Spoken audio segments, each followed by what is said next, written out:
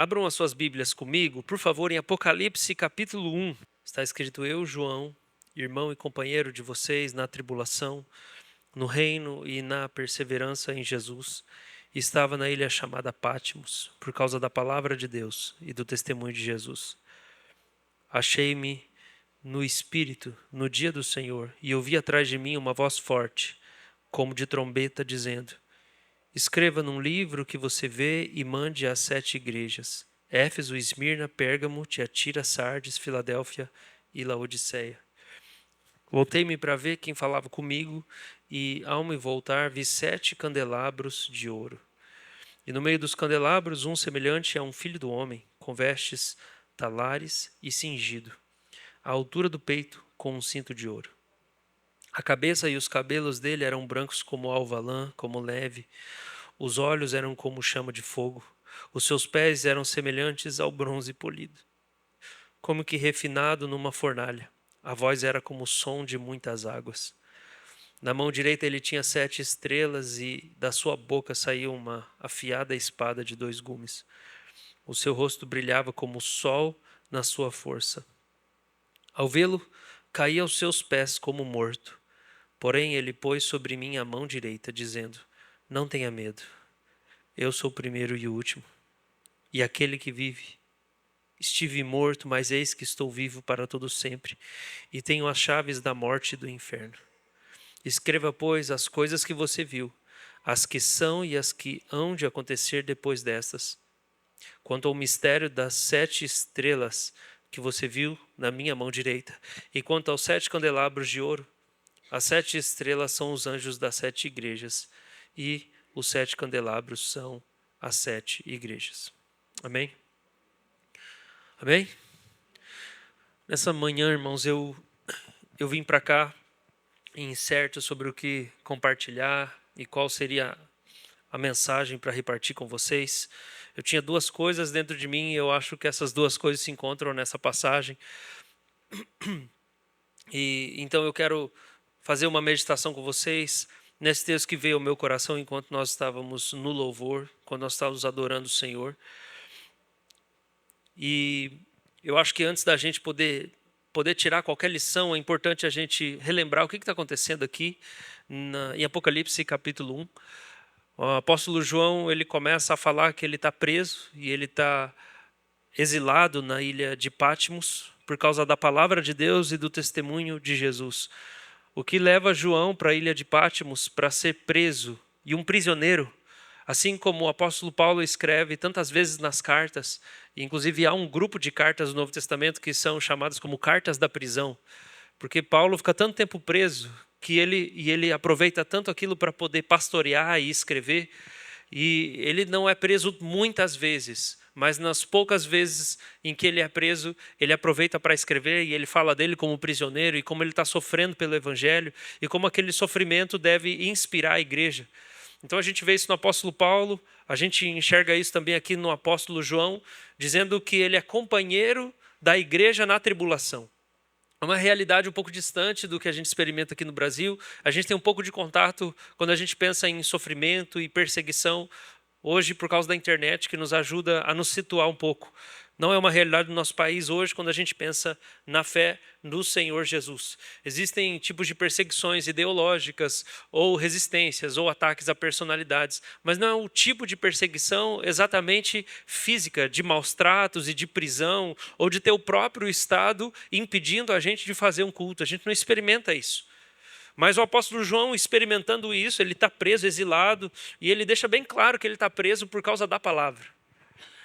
Irmãos, esses últimos dias Deus tem me lembrado e me feito pensar qual a necessidade que a gente tem de se comprometer com a palavra de Deus. E eu preciso dizer que o compromisso com a palavra de Deus não é um chamado para você fazer um curso de teologia. Talvez para algumas pessoas seja. Mas o chamado do Senhor para a gente se comprometer com a palavra dele é apenas um simples chamado de você ler a sua Bíblia. No livro Peregrino Russo, ele fala que ele, na peregrinação dele, ele encontra um homem e o homem dizia assim: eu nem sempre entendo o que eu leio da Bíblia, mas eu leio mesmo assim, porque eu sei que o diabo treme quando eu leio. Ele teme e ele treme. Então, às vezes eu não entendo, mas eu vou ler sem entender. O apóstolo João fala que ele está preso por causa da palavra de Deus. O poder que a igreja tem hoje é uma coisa que jamais os apóstolos teriam imaginado que a igreja ia alcançar. Porque a igreja tem poder hoje financeiro. A igreja, especialmente aqui no Ocidente, ela tem poder político. Tem muita gente que está em lugares de poder, seja de influência, porque são empresários e que favorecem a igreja. Seja o poder financeiro, seja poder de influência em ambientes inúmeros que a gente pode ter na sociedade, no meio acadêmico. Porque hoje existe esse crescimento da influência cristã no meio de estudiosos e cientistas. Né? Alguns prêmios Nobéis dos últimos anos, quando a gente vai ver, alguns deles são cristãos. Alguns cientistas importantes, e a gente ouve falar disso, eles são cristãos, eles estão trazendo contribuições muito importantes. A igreja tem vários tipos de influência hoje. Existem, às vezes, pastores que são eleitos, existem pessoas da igreja local que estão lá representando a igreja católica ou a igreja evangélica. A igreja hoje tem vários tipos de poder. Mas quando a gente olha para a igreja primitiva, a igreja primitiva tinha 2 tipos de poder só. Eles tinham o poder da verdade, porque eles falavam a verdade, eles faziam isso com coragem. E eles tinham o poder do Espírito da verdade. Era tudo que eles tinham. Eles tinham a Bíblia e o Espírito Santo. A igreja primitiva não tinha mais nada. De onde eles haviam saído como o povo que era visto como uma seita do judaísmo, eles não tinham aceitação. Eles eram vistos como uma seita para ser caçada e exterminada. A gente falou alguns domingos atrás sobre Saulo de Tarso perseguindo a igreja. E no meio dos gentios, eles eram vistos como loucos. Lembra? 1 Coríntios 1, Paulo fala assim, para os judeus nós somos escândalo, para os gentios nós somos loucura. A igreja cristã, ela nasce, ela começa num lugar de rejeição desde o princípio. O povo do caminho é um povo que não se encaixa em lugar nenhum. E eles, como diz no livro de Atos, eles viram o mundo de cabeça para baixo, não porque eles tinham dinheiro, não porque eles tinham influência política, não porque eles tinham alguém lá que ia escrever alguma coisa, que ia ficar popular. Não era nada disso que fazia com que a igreja avançasse. A igreja só tinha 2 tipos de poder. Era o poder da verdade. Eles falavam a verdade. E isso chocava as pessoas. E fazia o coração delas se prostrarem diante do Senhor, ou então odiavam a igreja. Ou você se converte ou você odeia. Quantas vezes a gente vê no livro de Atos o relato de que ou o coração daqueles que ouviam se partiu, ou então eles rangiam os dentes contra o pregador. Aquela mensagem da cruz, aquela mensagem do evangelho, aquela mensagem do envio do Filho de Deus, e que o próprio povo tinha matado o Filho de Deus, ou ela fazia o coração deles se partir, ou ela fazia com que eles fossem odiados e perseguidos. Esse era o poder inicial da igreja, a pregação da palavra de Deus. E aqui o apóstolo João está dizendo, eu fui exilado na ilha de Pátimos por causa da palavra de Deus. Quando a gente olha para o livro de Atos, a gente vê como você tem ali naquele contexto gentílico a presença de Simão Mágico, que era chamado de o grande poder. Os sinais e maravilhas e os milagres, eles não traziam rejeição para a igreja ou um tipo de perseguição. Não tinha problema nenhum você fazer milagre, não tinha problema nenhum você curar, ressuscitar mortos. A grande questão era o que você ia falar depois. O que você ia dizer? Qual era a mensagem que você ia comunicar para as pessoas depois daquilo tudo? O apóstolo João então fala que por causa dessa palavra, por causa do testemunho de Jesus, ele prega a palavra, que aqui seria o Antigo Testamento, e o testemunho de Jesus, ele fala de como ele conheceu Jesus, esteve com Jesus. Aquilo que ele fala em 1 João, capítulo 1, que ele diz assim, nós tocamos, nós ouvimos, nós vimos com os próprios olhos. Esse é o testemunho de Jesus. Então ele falava do encontro e do que ele viu Jesus fazer. E ele também ensinava as Escrituras. Isso fez com que ele fosse preso. Então ele, além de situar essa situação geográfica e o motivo da prisão dele, versículo 10, ele usa uma expressão, ele fala: achei-me no Espírito Santo. Achei-me na presença do Espírito Santo. No dia do Senhor. Segunda-feira. Segunda-feira não, domingo. Dia da ressurreição do Senhor, quando a igreja já estava começando a se organizar para cultuar e a mudança acontecer de sábado para domingo. Então ele diz, no dia do Senhor, da ressurreição do Senhor, no dia que nós vimos o Senhor, depois da morte dele. O Evangelho de João deixa bem claro como o domingo foi marcado como um dia importante na ressurreição e na vida dos discípulos. Então ele fala nesse dia, no dia do culto. Onde é que João estava no dia do culto? Onde que ele estava, gente? Ele estava isolado na ilha, ele não podia ir no culto nesse dia. Ele não podia ir no culto. Provavelmente Apocalipse vai ser escrito mais para o final da vida de João. Então, se você ler o Evangelho e as cartas, você vai conhecer cronologicamente o coração dele, o estado dele. E Apocalipse seria escrito no final. Quando a gente vê as cartas de João, você já percebe que ele está um pouco mais velho. Quando ele começa a chamar de filhinhos. Ao passo que no Evangelho, os estudiosos vão considerar que ele tenha sido chamado com 16 anos. Ele era o discípulo, o apóstolo mais novo de todos. E daí quando chega nas cartas, ele já é mais velho e ele começa a chamar a igreja de filhinhos. E várias vezes em 1 João você vê filhinhos, filhinhos, filhinhos, isso dando a entender que ele estava mais velho, tratando a igreja como um ancião, como alguém que plantou, orientou, auxiliou, que viu a igreja crescer. Então ele começa desse jeito bem paternal e um vovozinho da igreja, tratá-los com carinho. Alguns historiadores vão dizer que no final da vida de João, ele não tinha força para andar e os discípulos apenas pegavam ele, carregavam ele para o meio da congregação e ele falava apenas a mesma coisa nas igrejas. Ele dizia, filhinhos, amai-vos uns aos outros. E esse era o curto sermão que ele fazia na sua velhice. Então aqui ele provavelmente estaria velho, mais idoso. E ele está dizendo, no dia de culto, tendo ajudado a plantar muitas igrejas, tendo ajudado a igreja a crescer, eu não pude ir no culto. Só que o Espírito Santo veio. O Espírito Santo me envolveu e me envolveu no culto celestial. E eu pude participar do culto ao Senhor Jesus, estando sozinho. A presença do Espírito Santo veio. E o que aconteceu foi que o Senhor me encontrou. O que eu quero sinalizar para vocês aqui nessa manhã, uma reflexão para nós é que parece que João está experimentando não só a rejeição própria que a igreja experimenta e que eu acho que nós não estamos acostumados mais. A gente não está acostumado a considerar a rejeição como um elemento da nossa vida. Por causa da gente ser cristão, por a gente ser igreja. Isso, a gente não está acostumado com isso. Mas muitos irmãos nossos hoje, em outros lugares do globo, estão acostumados com isso. Ser igreja é ser ostracized. Desculpa, gente. Ostracizado existe? Excluído. Foi mal, galera. É que eu passei muito tempo com os gringos, então eu estou pensando diferente.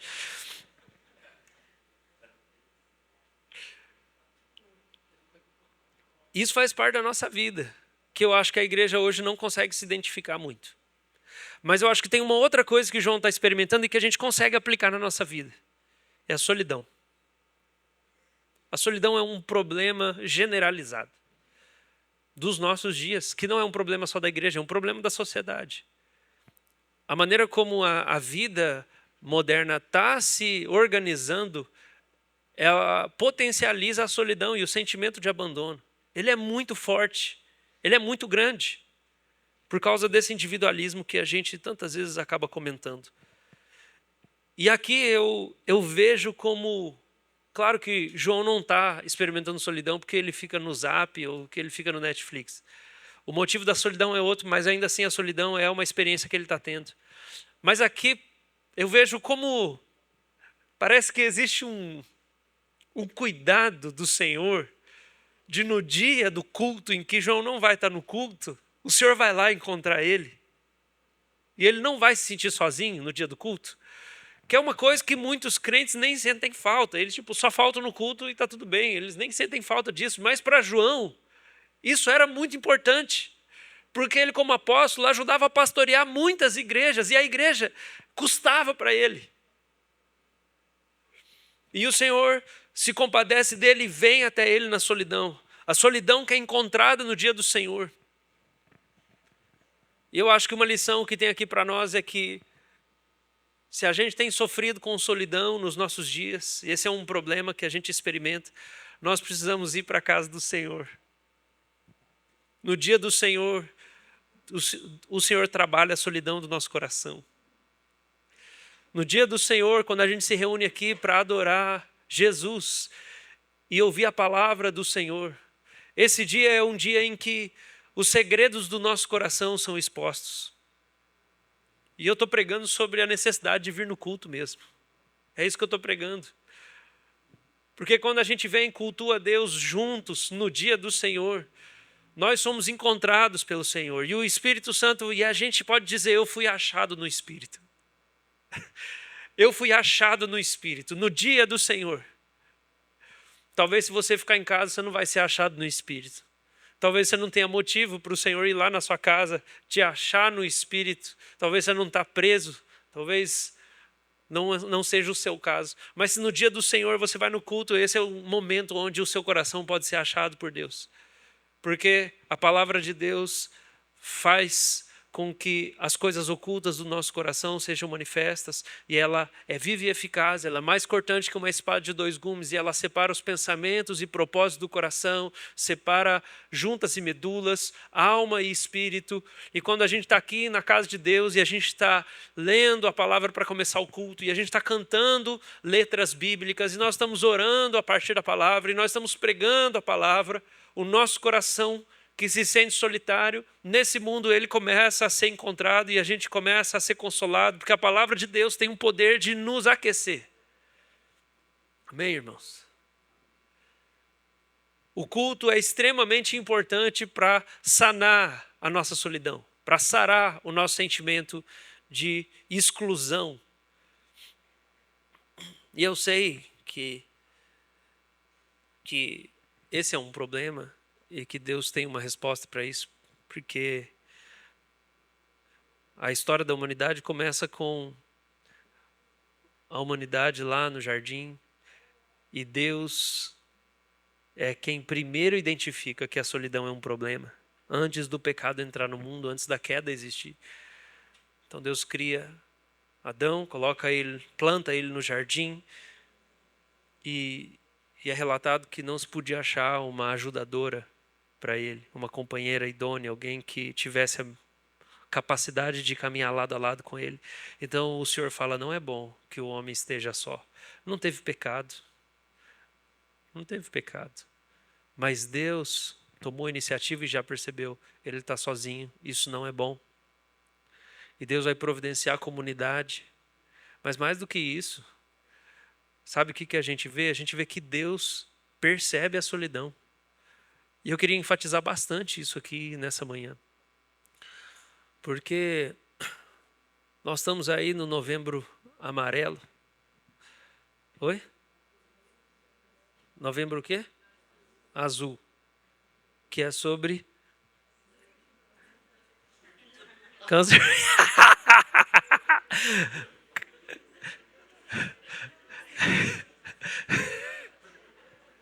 Nós estamos que mês? Que ano que é esse?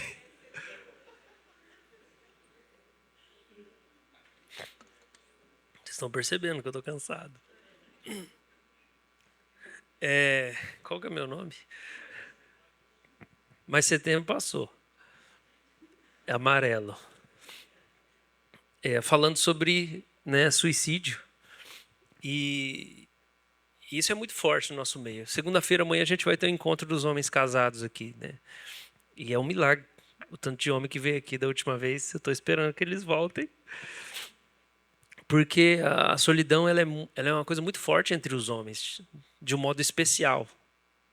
né? A gente sabe que a média de palavras que os homens falam é 5 por dia. E as mulheres é 5.000, né? Então, tem alguns dispositivos naturais aí que dificultam, às vezes, o nosso envolvimento, o nosso desenvolvimento nos nossos laços, nos nossos vínculos. E eu vejo, assim, como o coração de Deus está interessado em quebrar essa solidão que nos envolve. Porque a gente pode ter comunicação e vínculos no ambiente de trabalho, mas aquilo ali não anula a solidão. Porque eu posso conversar no trabalho sobre um monte de coisa que diz respeito ao trabalho. Mas, de fato, ninguém sabe como eu estou me sentindo. E pode ser que nem eu saiba dizer como eu estou me sentindo. Mas se Deus olha para Adão e fala assim, não é bom que ele esteja só, e Deus mesmo vai tomar a iniciativa, eu percebo que a solidão é alguma coisa que precisa ser abordada.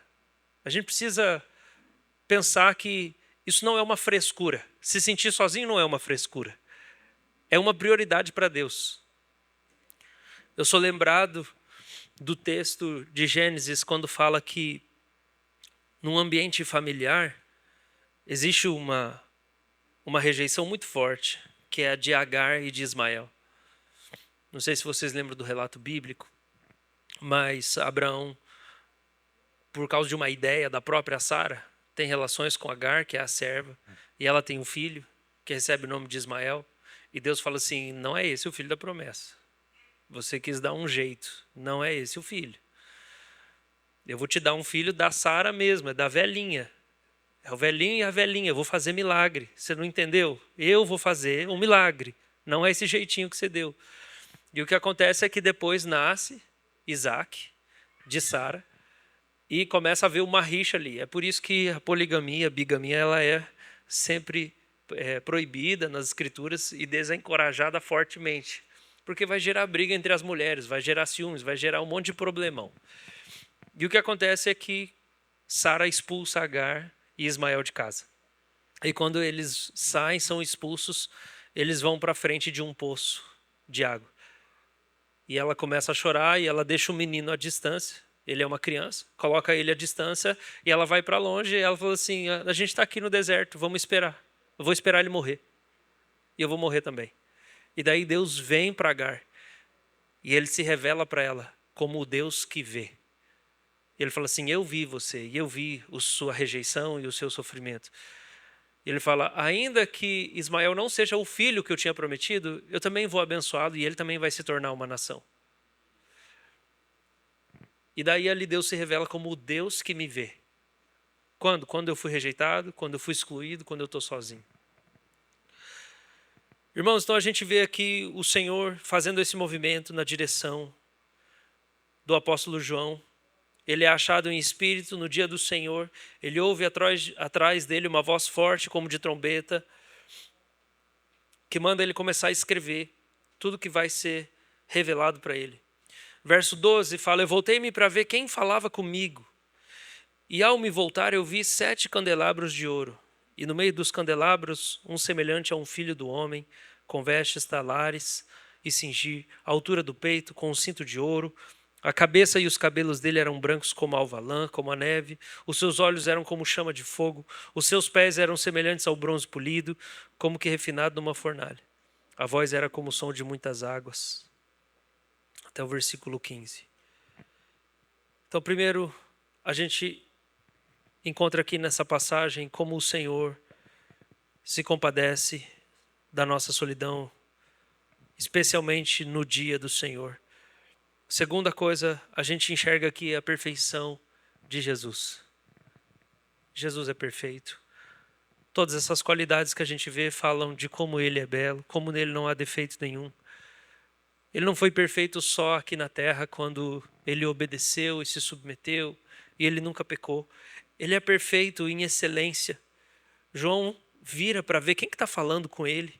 E quando ele vira, ele vê as igrejas. Ele tem uma visão espiritual. Ele vê essas 7 igrejas em forma de candelabros.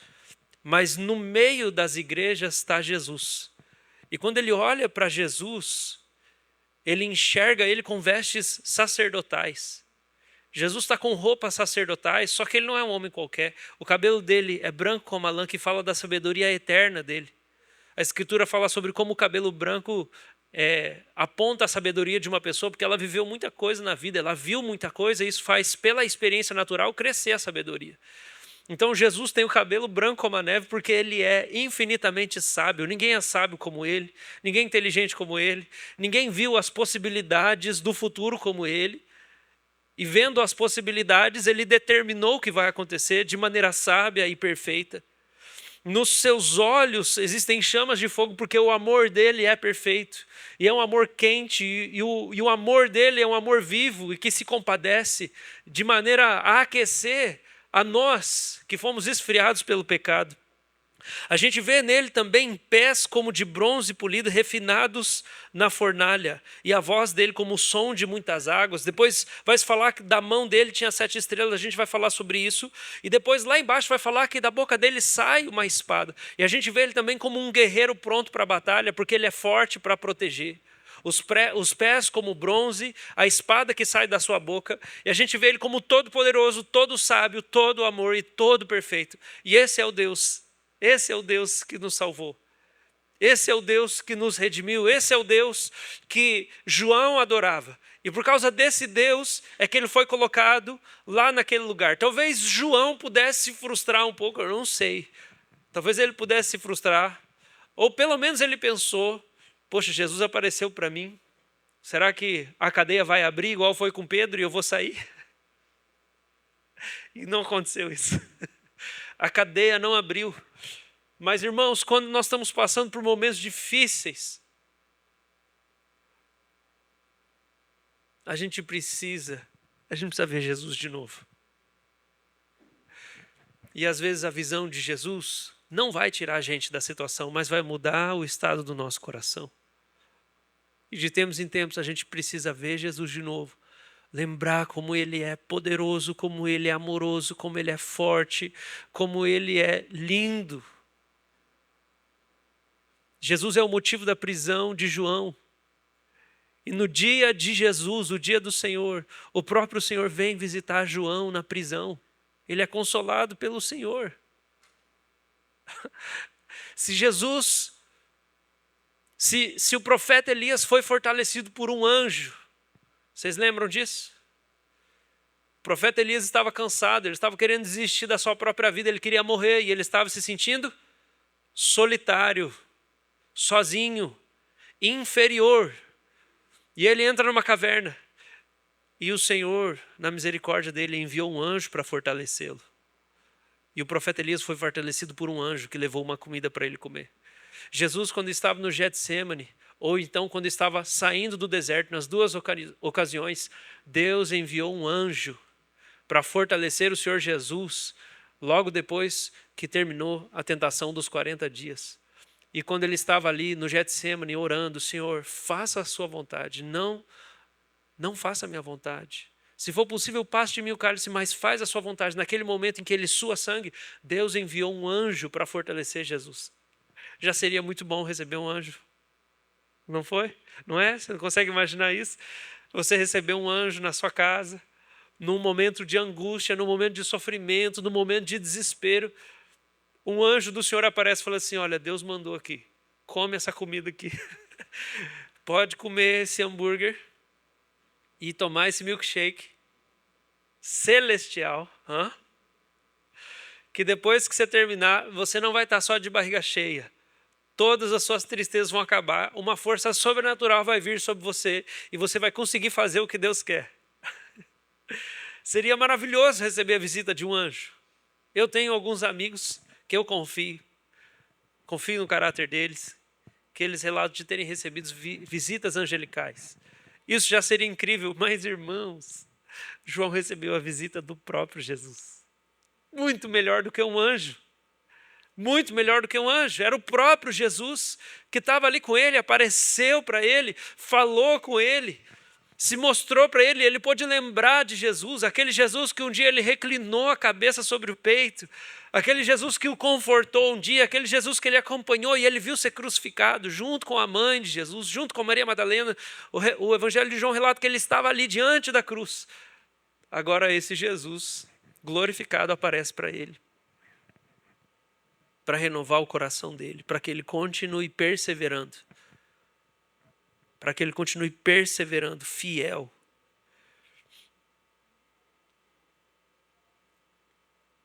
Quando a gente se sente só, nós precisamos lembrar da perfeição do Senhor, da glória do Senhor, da majestade do Senhor. Ele sabe o que ele está fazendo.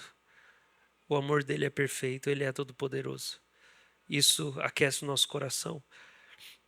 Mas em último lugar, verso 16, fala que Jesus tinha as estrelas, as 7 estrelas na sua mão.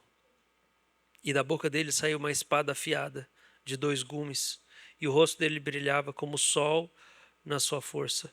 Verso 20 fala: o mistério das 7 estrelas que você viu na minha mão direita, e os 7 candelabros, as 7 estrelas são os anjos das 7 igrejas, e os 7 candelabros são as 7 igrejas. Alguns vão dizer que os anjos podem ser seres celestiais, outros vão dizer que podem ser pastores, os pastores daquelas igrejas. Por uma questão lógica, eu fico mais com a opção dos pastores, porque eu acho que anjo não precisa que você escreva uma carta para o anjo. Tipo, Deus, eu acho que difícil, não consigo entender Jesus vir para mim e falar assim: Arthur, escreve uma carta para um anjo.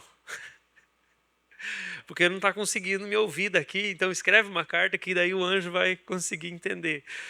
Então eu não vejo como o Senhor Jesus ia procurar a igreja para a igreja mandar mensagem para um anjo. Mas o anjo, sendo um mensageiro, seria a carta para o pastor da igreja. E a mensagem que a gente tem aqui é da soberania, a soberania pastoral de Jesus. Ele é o pastor supremo, ele é o pastor soberano, ele é a cabeça da igreja. Você sabe que essa foi uma grande briga no tempo da Reforma Protestante, era sobre quem era a cabeça da igreja. Porque a igreja romana, falando do papado, e falando do Papa como autoridade, e ele como quem tinha autoridade última para interpretar as Escrituras, os reformadores vinham e falavam assim: vocês estão tratando o Papa como se ele fosse a cabeça da igreja, mas a cabeça da igreja está no lugar mais alto que ele, está lá em cima, e é Jesus. A gente só tem uma cabeça.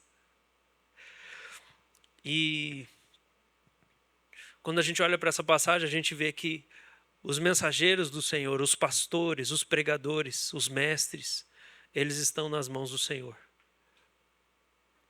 Quando o Senhor Jesus quer falar com a igreja, ele tem acesso ao coração dos seus líderes. Ele tem acesso ao coração dos seus pastores. E a espada afiada, ela não sai da boca das estrelas. A espada afiada, ela sai da boca de Jesus. Ah, irmãos, que confiança a gente tem quando a gente sabe que Jesus, ele sabe falar português. Jesus, ele sabe falar. E ele sabe falar com a gente. Às vezes a gente se bate para entender, mas eu quero dizer que Jesus sabe falar com você. Ele sabe falar com você. E as estrelas, os mensageiros, os anjos, eles são apenas pessoas que repassam a mensagem. E é por isso que Paulo fala que sublime é essa vocação. Que coisa excelente é o episcopado. É você ser um pastor, é você ser um pregador da palavra, porque você está sendo por Deus escolhido para repassar a mensagem que vem direto da boca de Jesus.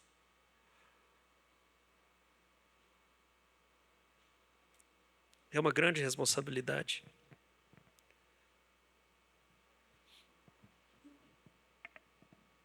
Mas os pastores estão nas mãos do Senhor.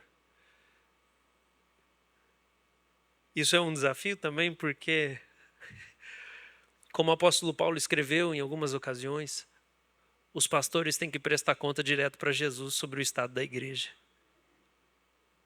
Como se tivesse sido dito assim: olha só, o Senhor colocou você num lugar muito especial e pertinho dele para você ouvir ele e comunicar e pastorear o povo. Um dia vai ser pedido conta se você ficou pertinho dele, se você foi fiel repassando a mensagem que ele falava para você. Se a espada que saía da boca do Senhor Jesus feriu o seu coração, e você conseguia assim também transmitir para o povo do Senhor. O fato das estrelas estarem na mão do Senhor Jesus fala da soberania dele, da autoridade dele. Como Jesus pode mover os líderes de um lugar para o outro. Como Jesus pode mover ou remover os líderes de uma igreja, de uma casa. Como em Atos 13 fala que Saulo e Barnabé estavam lá liderando a igreja, mas o Espírito Santo falou: vocês não vão ficar mais aqui. Agora o trabalho de vocês vai ser feito em outro lugar. E como o Senhor pode fazer isso com os presbíteros, os mestres, os profetas e os pastores de uma igreja e dizer: agora vocês não vão ficar mais aqui, vocês vão para cá, porque eles estão nas mãos do Senhor. E a nossa confiança, irmãos, ela tem que ser sempre de que Jesus é o pastor. Porque o texto aqui, ele faz um comparativo que talvez a gente não perceba. Um comparativo muito rico, que é os pastores ou os anjos, os pregadores da igreja que alimentam a igreja, eles são vistos como estrelas.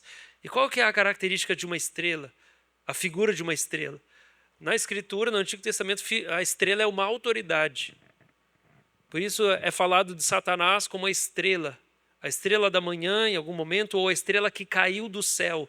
Você vê isso no Evangelho de Mateus falando sobre as últimas coisas, sobre o juízo final, fala que as estrelas caem do céu. Ele está falando sobre a queda de principados, porque no Antigo Testamento, até falando sobre reis de outras nações, às vezes só é referido a eles como estrelas. Então é colocado aqui o anjo como uma estrela. E o que ele faz é brilhar uma luz. Então, assim como João Batista é colocado também como aquele que por pouco tempo vocês se alegraram com a sua luz.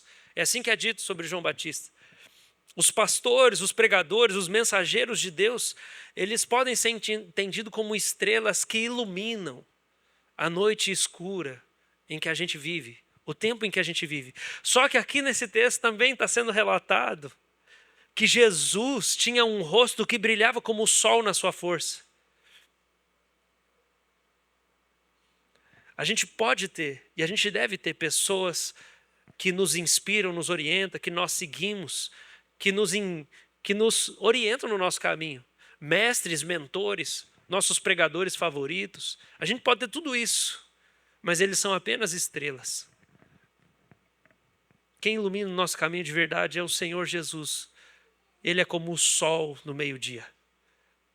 E se o Senhor tirar da nossa vida alguém que a gente pensa: nossa, agora tudo vai desabar. Nossa, o meu pai era o pilar da família, minha mãe, ou o pastor, ou o presbítero, ou o fulano. Não, você tem ainda Jesus que é como o sol na sua força. Não se apega às estrelas. O Senhor Jesus é aquele que nos sustenta. E Ele passeia pela igreja. Essa é a soberania pastoral do Senhor Jesus. E Ele diz: não tenha medo, eu sou o primeiro e o último. E aquele que vive, eu estive morto, mas eis que estou vivo para todo sempre. E eu tenho as chaves da morte e do inferno.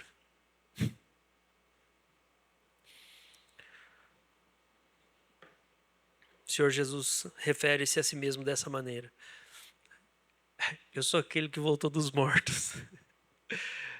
Eu morri, mas eu estou vivo. Confiem em mim.